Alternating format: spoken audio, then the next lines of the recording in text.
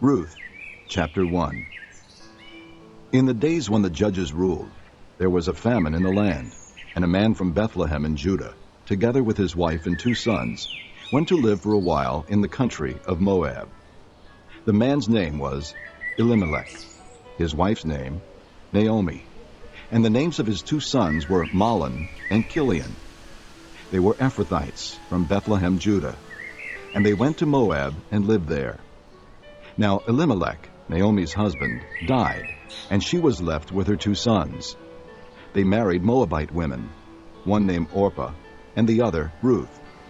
After they had lived there about 10 years, both Mahlon and Chilion also died, and Naomi was left without her 2 sons and her husband. When she heard in Moab that the Lord had come to the aid of his people by providing food for them, Naomi and her daughters-in-law prepared to return home from there.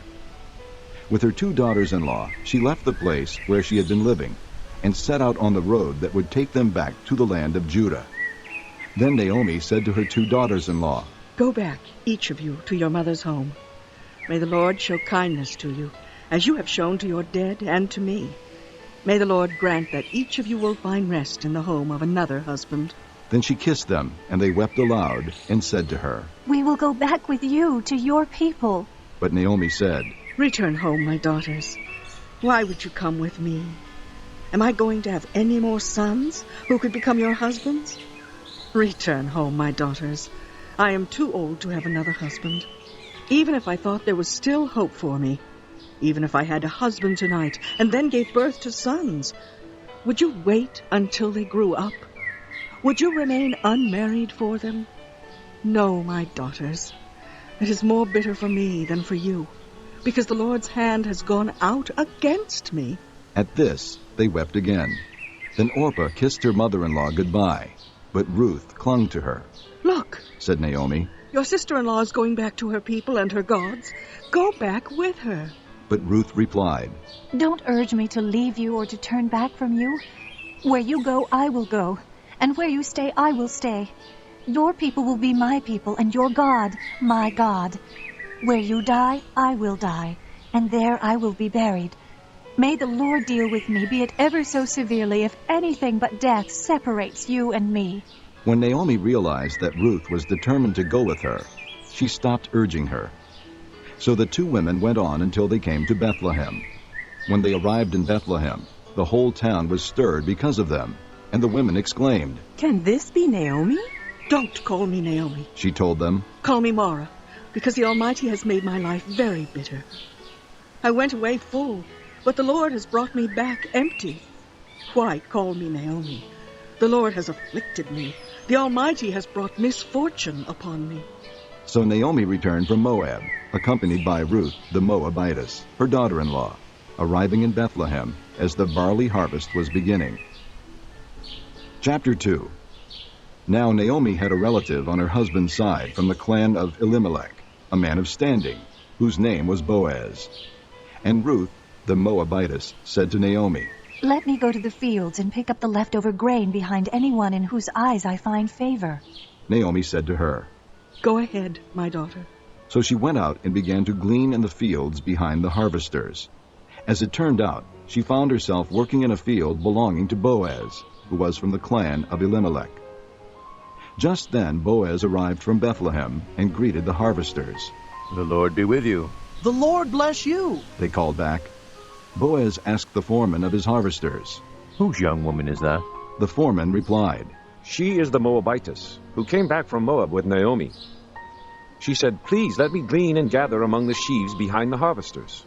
She went into the field and has worked steadily from morning till now, except for a short rest in the shelter." So Boaz said to Ruth, "My daughter, listen to me. Don't go and glean in another field, and don't go away from here. Stay here with my servant girls.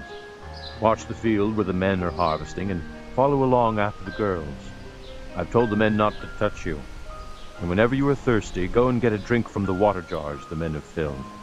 At this she bowed down with her face to the ground. She exclaimed, "Why have I found such favor in your eyes that you notice me, a foreigner?"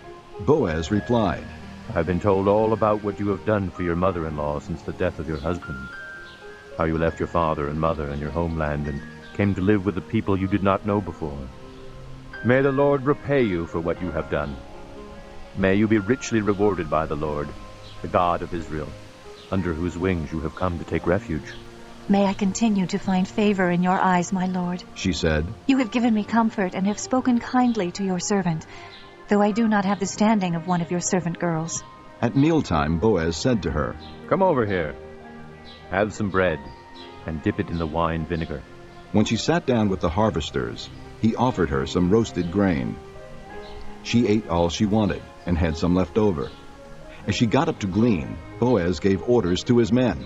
Even if she gathers among the sheaves, don't embarrass her. Rather, pull out some stalks for her from the bundles and leave them for her to pick up, and don't rebuke her. So Ruth gleaned in the field until evening. Then she threshed the barley she had gathered, and it amounted to about an ephah. She carried it back to town, and her mother-in-law saw how much she had gathered. Ruth also brought out and gave her what she had left over after she had eaten enough. Her mother-in-law asked her, Where did you glean today? Where did you work? Blessed be the man who took notice of you.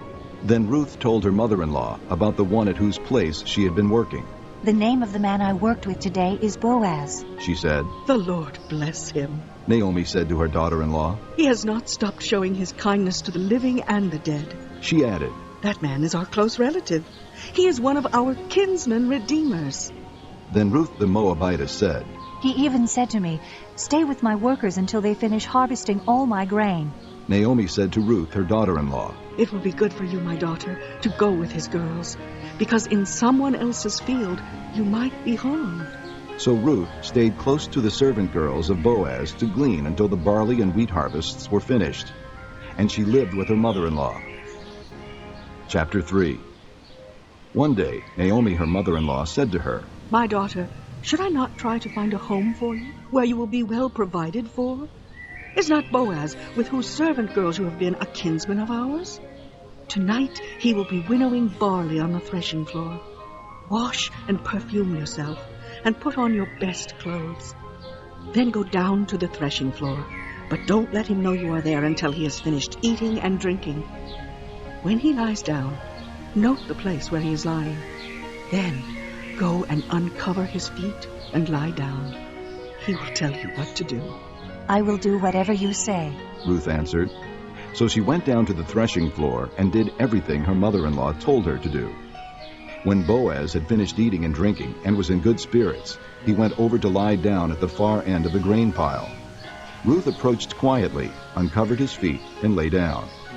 In the middle of the night, something startled the man, and he turned and discovered a woman lying at his feet. Who are you? He asked. I am your servant, Ruth. She said. Spread the corner of your garment over me, since you are a kinsman redeemer.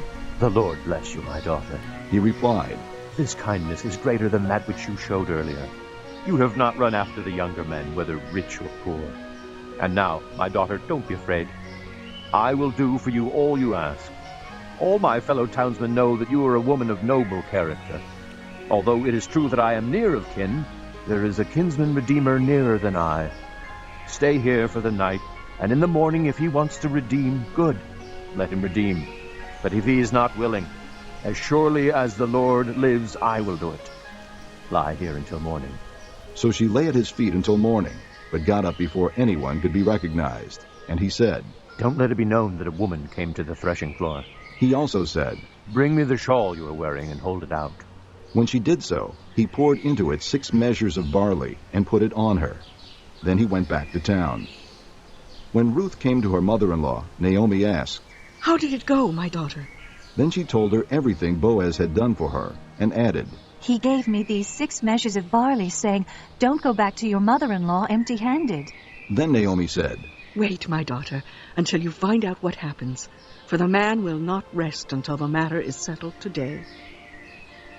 Chapter 4. Meanwhile, Boaz went up to the town gate and sat there. When the kinsman redeemer he had mentioned came along, Boaz said, Come over here, my friend, and sit down. So he went over and sat down. Boaz took 10 of the elders of the town and said, Sit here. And they did so. Then he said to the kinsman redeemer, Naomi, who has come back from Moab, is selling the piece of land that belonged to our brother Elimelech. I thought I should bring the matter to your attention and suggest that you buy it in the presence of these seated here and in the presence of the elders of my people. If you will redeem it, do so. But if you will not, tell me, so I will know. For no one has the right to do it except you, and I am next in line. I will redeem it, he said.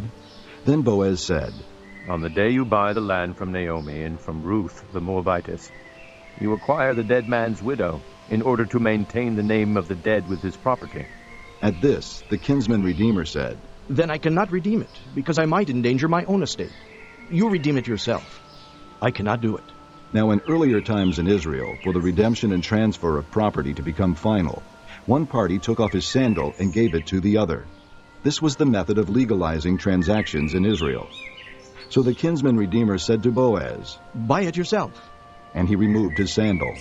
Then Boaz announced to the elders and all the people, Today you are witnesses that I have bought from Naomi all the property of Elimelech, Chilion, and Mahlon.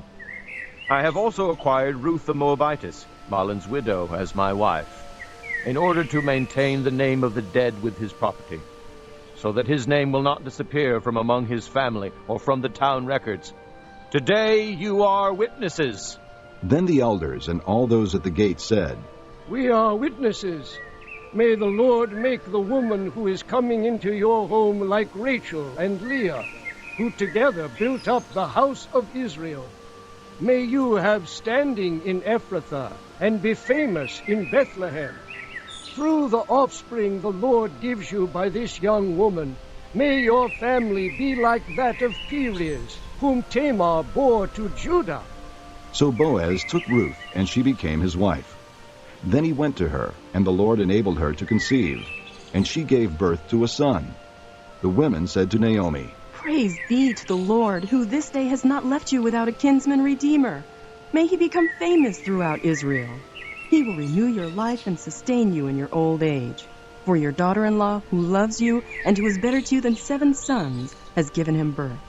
Then Naomi took the child, laid him in her lap, and cared for him. The women living there said, Naomi has a son. And they named him Obed. He was the father of Jesse, the father of David. This, then, is the family line of Perez. Perez was the father of Hezron. Hezron the father of Ram. Ram the father of Amminadab. Amminadab the father of Nahshon. Nahshon the father of Salmon. Salmon the father of Boaz. Boaz the father of Obed. Obed the father of Jesse. And Jesse the father of David.